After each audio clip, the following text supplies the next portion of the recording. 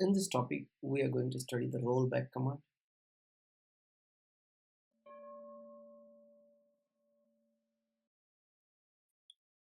Rollback command is used to undo all the changes made during the current transaction. Let's try to understand how to undo all the changes. This is our transaction and we begin our transaction by using start transaction command. And we have three different operations here, and these are update operations. And at the end, we want to undo all the operations. So these two operations, they do not have any error.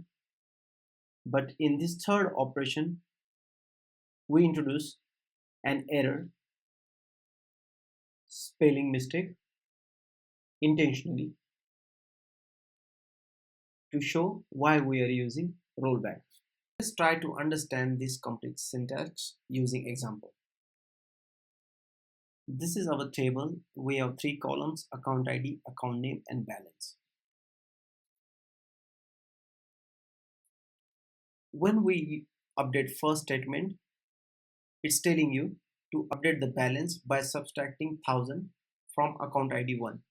So from account ID 1, you're going to subtract this 1000.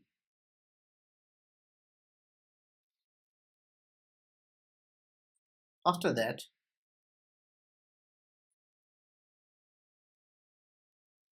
if you see here, it's 4000. After that, you're trying to add 1000 into account ID 2. Here we're gonna add 1000. So this will be 4002. Now we have error here. So when we execute this operation, we will get error here. Now, if I want to undo all the changes and go back to its initial state of transaction, I will write the rollback. And if I execute the rollback, this transaction will go to its initial stage. If you see, we have the values 5000 and 3000. This is all for the rollback. If you have any questions regarding the rollback, please comment. Thank you guys. Take care. Bye bye.